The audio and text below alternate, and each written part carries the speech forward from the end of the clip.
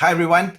Today I want to talk about interesting topic about systematic trading. I'm known as the systematic trader. So a question people ask is, Colin, what is the most important thing about systematic trading? What is systematic trading at the end of the day? Okay, so let me ask you a question first before we start. Is what do you think is the biggest enemy in trading? Okay, is it your strategy? It means how to get in and out. Is it your money management? That means you know how to control your risk, okay? Or is it choosing stock, knowing how to get in and out, or knowing what stock to pick? At the end of the day, the biggest challenge of trading is not all this. At the end of the day, the biggest challenge of trading is managing your emotions. Managing your emotions. Why is it so? Because have you ever taken a look at your when you're trading or investing? Is when you look at it, sometimes you know what to do. You know that you should be buying, but then you don't do it. Yes or no? Because you procrastinate, you can't take action. Okay. Same thing when you're selling. Sometimes the time to sell, you know it's just time to sell, but you don't do it because there is greed, there is emotions. You don't sell it. So systematic trading remove all this. So what is systematic trading? Why is systematic trading? At the end of the day, systematic trading is when your entry rules, okay, that means how you buy and sell anything, your entry rules, okay, and your exit rules are already predetermined. So that means you know when you're going to buy and when you're going to sell beforehand. So the next question, Colin, how do you know when to buy and sell? Yes or no? So when you start, you must have what they call a hypothesis. You must have a view or a way to look at the market. Okay, when you look at it technically, when you look at it on the chart, how do you determine when to buy and sell? Let's say, example, there is a saying called sell in May, go away. Okay, the full saying is sell in May, sell in May, go away, and then come back in November. 6 months later, you come back in the market. Okay, so now we come back. Let's say, example, we're going to test this hypothesis, okay, of sell in May, go away, and we back test. Okay, we back test the strategy. That means if I look at all the, I test all the strategy, and I will always sell in May. That means 1st of May I'll sell, and then come back in November for all the stock in the stock market, compared to I do not do anything, and I just hold over a long period of time. Compare the two results. Is there a edge? Okay, is there a edge? By the way, there's an edge.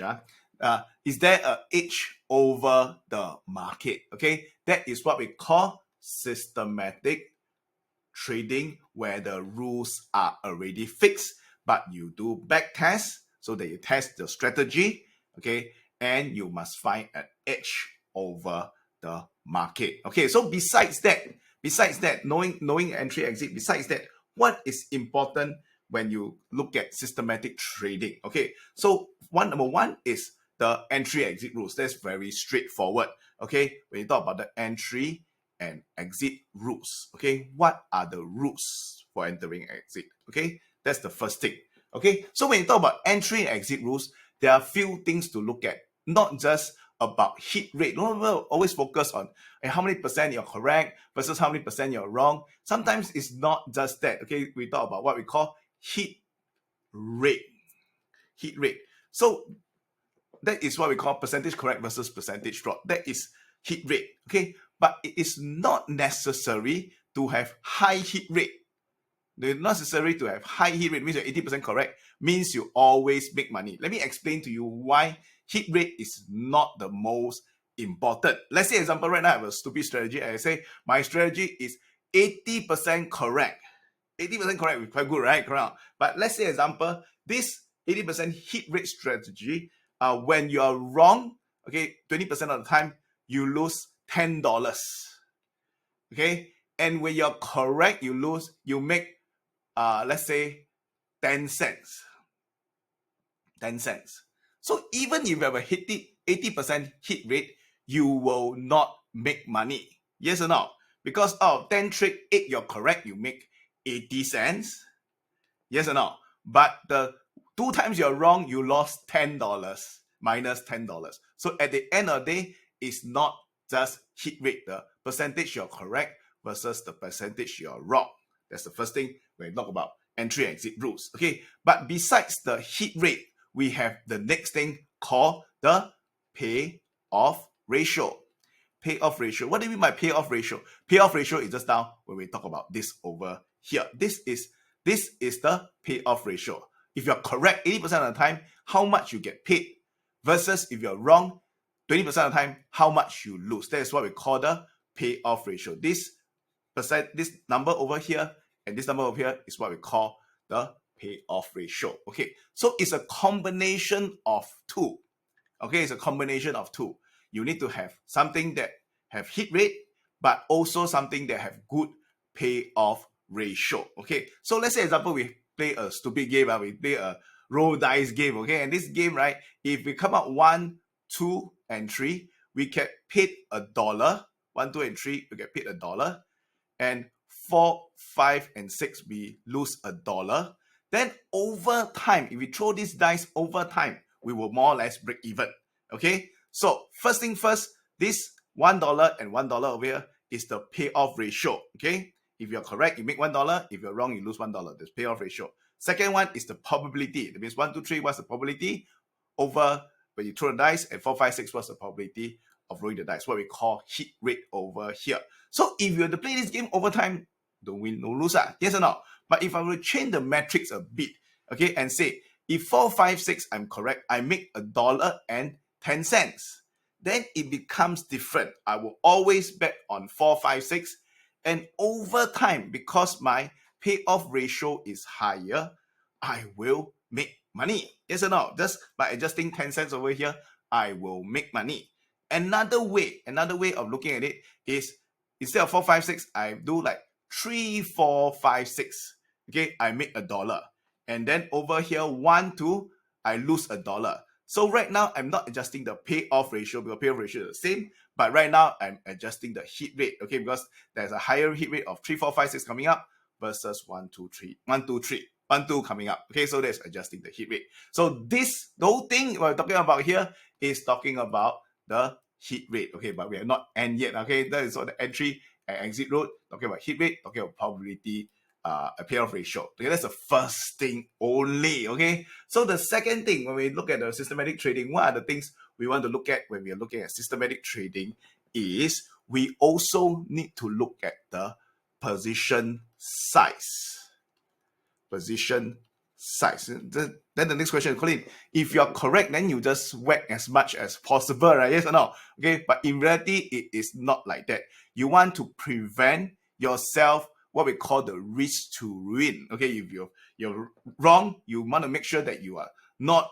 If you have a situation that one time you're wrong and you wipe out everything. Okay, there's a game that they play, right? Let's say example, if I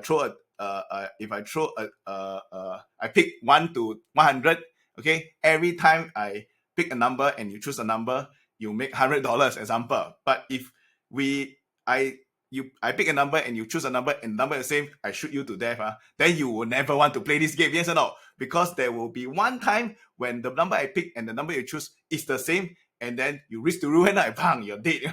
So even if every time you're correct, you're 90%, 99% hit rate, but you still will not play this game. So you must also understand this, in this case, the position sizing. How do you prevent yourself that you won't get ruined when you play this game? Okay, so position sizing, how do you manage the position? How do you manage your size when you trade, when you enter? How much do you enter from there? Okay, that is what we call position sizing.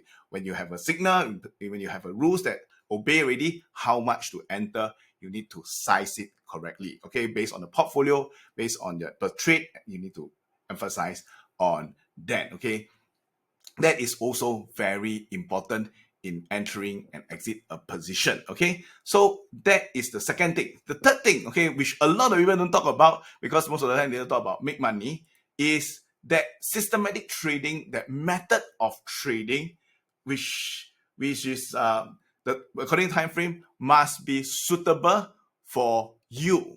You must know yourself. Okay, a lot of people don't talk about knowing yourself. Okay? I just talk about make money, right? But at the end of the day, does the system suit you? Does the system suit you? Because I can have some people cannot live with too many wrongs. Let's say example talk about hit rate again. Let's say example I have a hit rate of a strategy that's only 10%. It's only 10% correct, okay? And 20% of the time is wrong, but the 10% I'm correct, I can make $1,000. And 90% I'm wrong, I lose, let's say, $10. Logically, if you play this game, you should make money, because once you're correct, you make $1,000. When you're wrong, 90% of the time, you lose $10. But a lot of people cannot play this game. Why? Because they lose, they give up already. Yes or no? They give up already whenever hit the $10, the $1,000. So they give up too early. So you need to know yourself what kind of hit rate, what kind of strategy with what kind of hit rate is suitable for you. Okay, that is when we talk about systematic trading. That's why the hit rate become important in this aspect. Okay, does that hit rate allow you to continue to trade? That's the thing, knowing yourself. Okay, and then there are other things like payoff ratio. You must have a way to have a positive payoff ratio also. Second thing is also time frame. When you talk about systematic trading, let's say sell may go away and the time frame is so long, right? And some people are just itchy finger, right? Want to buy and sell, right? Then when you need to wait until November to buy back, you cannot wait. Then this strategy is not suitable for you, because your personality not suitable for it. Okay, so you need to know yourself that does this system, like this systematic trading, this method of systematic trading, does it suit you? So find your way of looking at systematic trading. Okay, so to summarize again, okay, we talk about systematic trading is when we look at entry exit rules. Okay, we look about over here we talk about entry and exit rules, we talk about hit rate, we talk about payoff ratio, then we talk about position sizing, make sure that you don't have risk to ruin, and lastly have the system that suits you also. Okay, this is my short sharing about systematic trading. Hope it's useful for you.